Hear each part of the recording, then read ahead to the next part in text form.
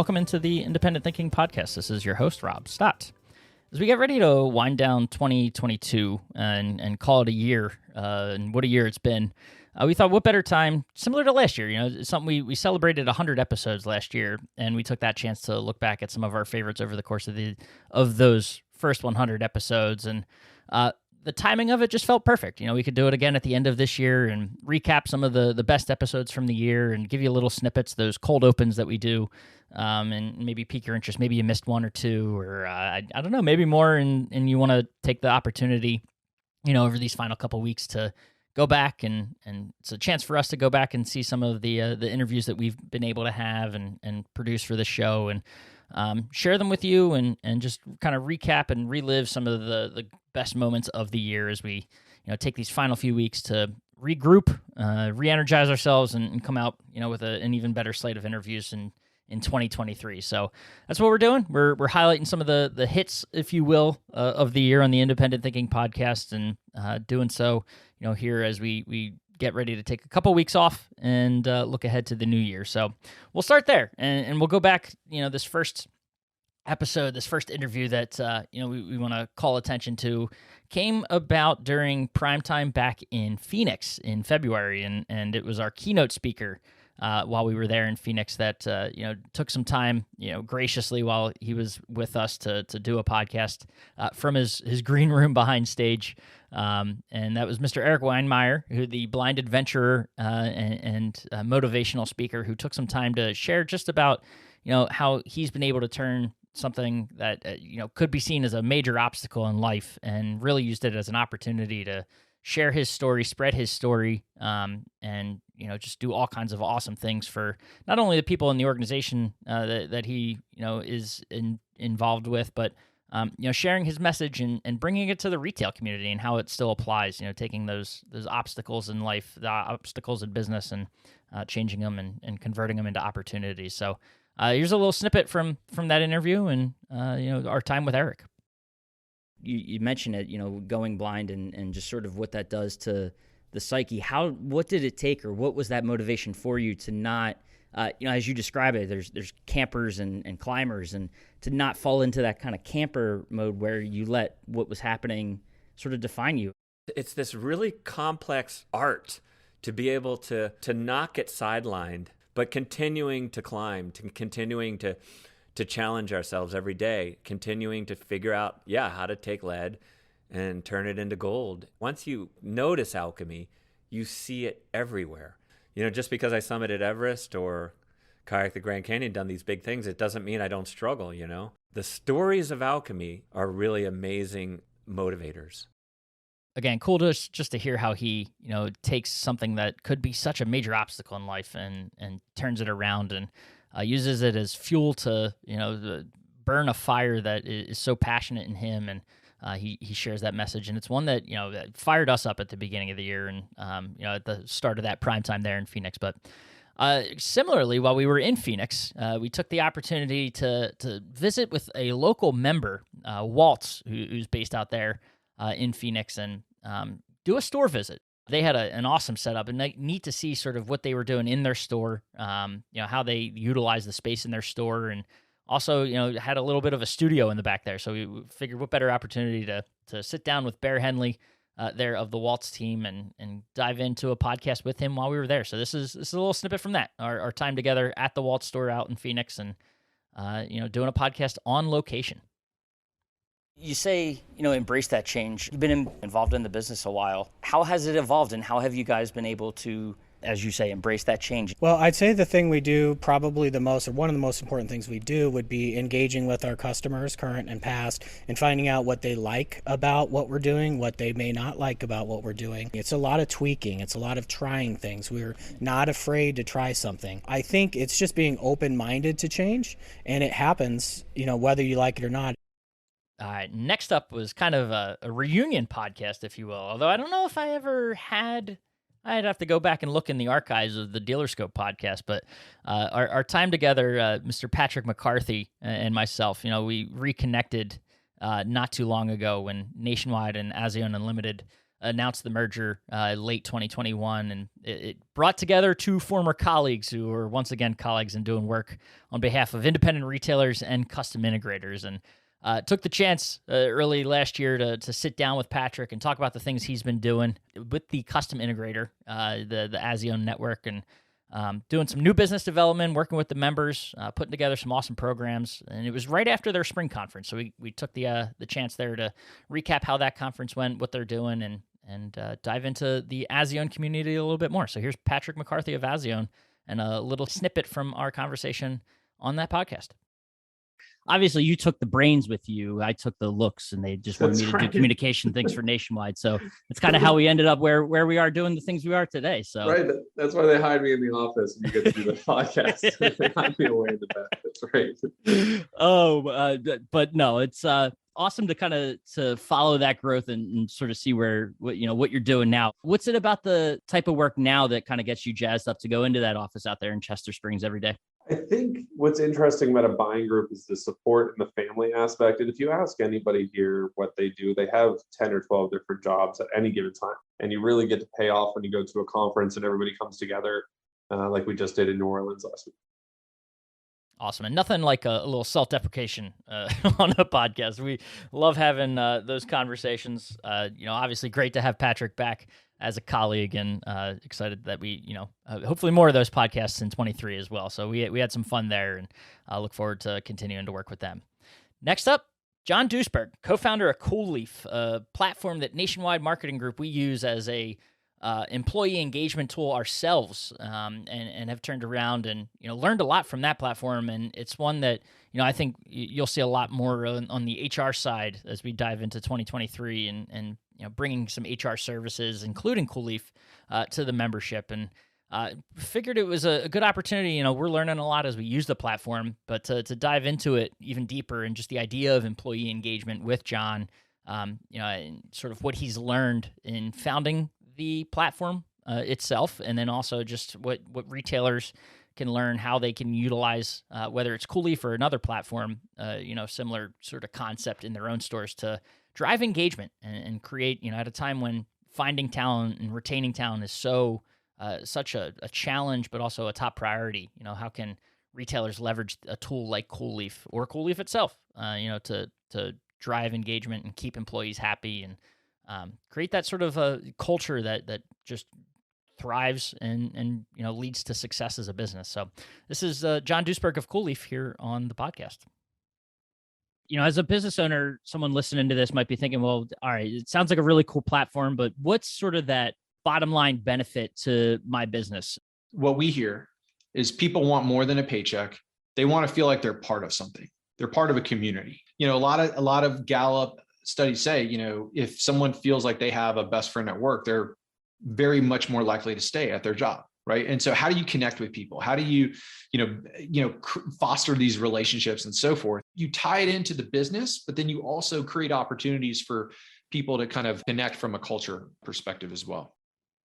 Awesome. And moving right along, 2022 was a pretty big year. We had a lot of celebrations and anniversaries this year among our members, celebrating major milestones as business owners and just the businesses themselves. And one of those is Queen City, based out of the Charlotte, North Carolina area, who also, aside from celebrating 70 years as a business, expanded into the Winston-Salem market, right in our backyard as the headquarters for Nationwide Marketing Group, and took the opportunity while they were celebrating their 70th anniversary and also their recent expansion into a new market to sit down with the Player family, Roddy Jr. and Kate Player, to talk about the business, everything they've learned, from being a multi-generation family and business to sort of how they are growing and thriving as a retailer today. And awesome conversation. Always cool to catch up with members and hear what they're doing and learn from them and share their stories. And this was a neat one because it's not only in our backyard, but also just a major milestone for them and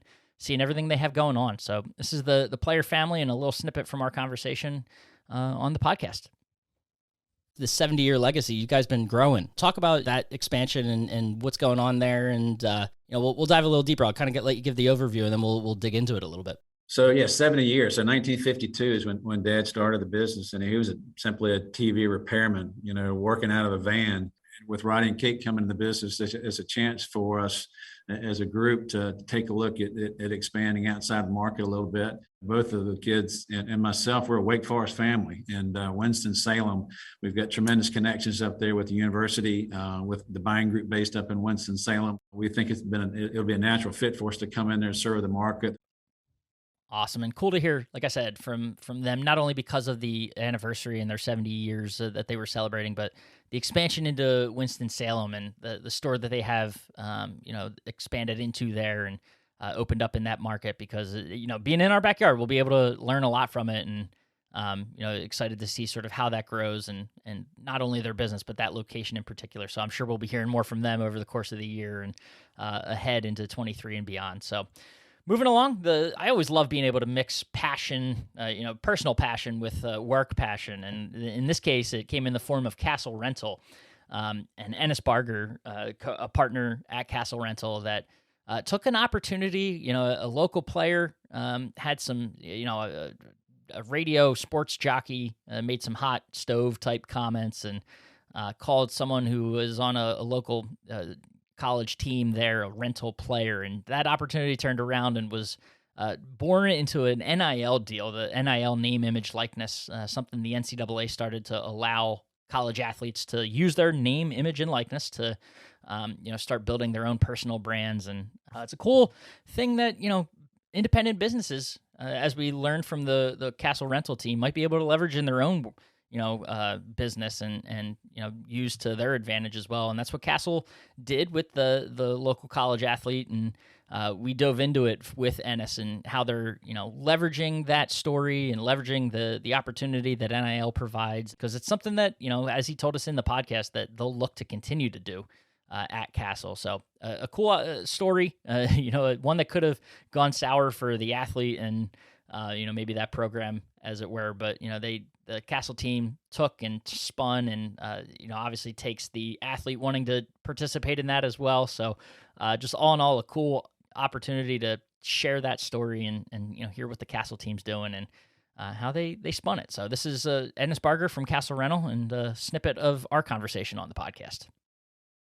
People listening are like, well, a guy was called a rental player and a rental, business goes inside. Right. They went and did it. As you've kind of considered, what the future for you guys in this looks like, what are some of the things that would make you want to, go and sign another athlete? We don't have a huge marketing budget, just like a lot of, the people that are going to listen to this podcast are going to identify with that. Our strategy is going to be to find people who embody the values, the type of character, the backstory, the blue collar work ethic. More than anything, I want to propel the quality student athletes up and get them the kind of attention that they deserve. Again, just a cool story, and so many cool stories on this podcast, but that one just was a lot of fun to dive into that aspect. And two industries or two markets that you don't think have an opportunity to cross: college athletics and independent retail, or the rent to own space. But here they are doing it, and we get to share that story on the podcast. So next up, another anniversary story, and this one is a big one. So the century mark for the Silica For Your Home team, and we had Tom and Josh Schneider on the podcast. Tom, obviously, if you were at Orlando or Orlando Primetime, you saw Tom on stage sharing the story of Silica and how they turned, how they celebrated their 100th anniversary this year, and diving into the history of the business and everything that they've done over the years, starting, up there in Fond du Lac, Wisconsin, and just selling. If I recall from the podcast, they were in like the cheese and TNT and dynamite business, and just a very for that time, I guess it was appropriate, but so different from what they're doing today. And just neat to hear that story of expansion and how they're working to keep the business at the forefront and innovate and evolve to remain relevant in their market. And it's all we can hope for, those kinds of stories, to be able to share those and stories of success and longevity. And hopefully that's what you can pick up on, those tidbits of what other businesses are doing and how you can apply it to your own store. And got to dive into that with the Silica team, with Tom and Josh, and had a lot of fun doing so. So here's a snippet from that conversation on the podcast. To see sort of where it came from and what you guys are doing, what's it mean to you to see that century mark, the 100 years in business? I started at the age of 9, and there was so much work. I mean, it was hard work. We were putting 60 hours in a week when we were in high school. It just feels like that hard work paid off. I'm extremely humbled to be part of a fourth generation as part of this. Looking backwards is incredible. It's very humbling. But, for me, I guess I'm much more forward focused now at this point. Awesome. And we're getting there. So next up, number 8, podcast number 8 that we're highlighting. And this one, we talked to vendor partners, we talked to members, we talked to the nationwide team, but we also talked to our trade media partners because they're the ones that, have their finger on the pulse of some of the big happenings in the industries and that we serve, and able to take their insights and share them with you as well. So this is editor-in-chief of Furniture Today, Bill McLaughlin, who spent his time with us in Orlando, at his first prime time, diving into, he participated in like the Furniture Forum or Mattress University, leading a panel of members and talking about trends there, and obviously has, his finger, like we said, on the pulse of the furniture industry. And we dove into some of those trends, things he's seeing, that retailers should keep an eye on, whether it's product related or just how retail is done today, and in the furniture world. And just cool to have those conversations because that's, as a trade person myself, former trade person, it's neat to connect with those individuals and see sort of what they're covering, what catches their eye. They're on the road a lot at shows, and obviously our own prime time included, but seeing so many different product launches and just, hearing from different speakers and covering the industry. So neat to have those perspectives and share them here on the podcast. So this is Bill McLaughlin of Furniture Today and a snippet from our conversation on the podcast. How has the experience changed? You think, whether it's the markets or other shows that you go to, have you seen a lot of evolution in this space? The one thing that I think the pandemic really showed is that in-person trade shows matter. It really does make a difference. And I can say about just about every event I've been at in the past year, and this includes primetime, people are so grateful to be back together. Human beings at heart are social animals. There's nothing that beats a one-on-one conversation, casual conversation. All right, we're in the home stretch. We talk about the fun things that we've done here at Nationwide, and the growing and expanding ecosystem that we see represented within this group. And we took a big step forward in the custom integration space. We already heard from Patrick earlier on this episode, and the Azion team that we merged with last year, and to sort of bring sort of greater focus to that custom integration space. Andy Orozco joined the team in the fall, right before CEDIA in September, and has done an awesome job just the first couple months of being on site here at Nationwide, and bringing some focus and strategy to what we're doing in the custom integration space. And as he dove into it, those first early weeks of his time here at Nationwide, we sat down with him just to get a little glimpse into what he's thinking, the way he's thinking about driving the custom integration business forward for Nationwide, and talk about just trends, some ideas that he's trying to bring to the table, and neat way, I think, for both him and us here, sort of selfishly, to take the time to tap into his brain and see where he's sort of looking as we dive into 23 in CI here at Nationwide. So this is Andy Orozco, and a snippet from that conversation on the podcast. What excites you about getting to work for the Nationwide dealers and the CI dealers here, and everything that you have ahead of you? I'm still pretty new, but the interactions that I've had so far, everybody's made me feel really welcome. There's a lot of resources that are here. The challenge is just organizing ourselves around the resources and making sure that we're presenting them in a way that caters to the CI channel. All right. Last but certainly not least, more recent episode of the Independent Thinking podcast, but one that, I think when I was recording it and did the open for that podcast, talked about just how excited I was about the opportunity to talk to the Beko brand, and Sazi Bugai, VP of Product Management for Beko US, and a brand that I got introduced to their parent company, Arçelik, a Turkish brand, a few years back at an international tech show, and got a glimpse then at sort of the company culture and how they have this sort of main mission of producing products that are, that are convenient and do great things for the customer, but also for the environment. And that has trickled down from the parent company to all of the different brands that Arçelik serves, which includes Beko and Beko here in the U.S. And Sazi, as someone that has his main focus on product management,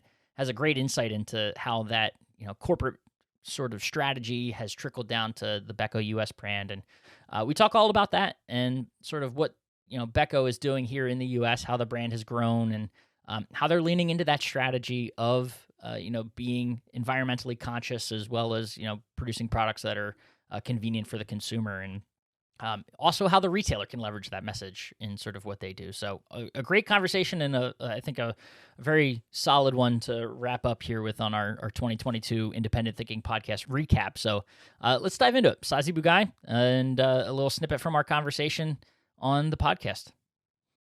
What does sustainability, mean to the Beko brand, and why is it such an important part of the company's DNA? We are people of consumption. We buy something, we use it, and we consume it, we throw it away. We are only given this environment where 8 billion people globally. So every manufacturer, every brand owner have to do their own part. Awesome. And thanks again, to Sazi and to every one of the episodes recapped, our interviewees that were recapped here, and all the other podcasts that we hosted throughout the year. So 48 other interviews that we had on this season, if you will, this year of the Independent Thinking Podcast in 2022. So lots of great interviews. Appreciate all of the time that they spent chatting with us, answering our questions, and sharing their insights, with you, because at the end of the day, this is all about, providing insights and information and ideas to our listeners, and anything to help you in your business and to boost your business. So it's all about you, this podcast. So we appreciate their time, and of course, as always, appreciate you listening to the Independent Thinking Podcast, and we will catch you in 2023.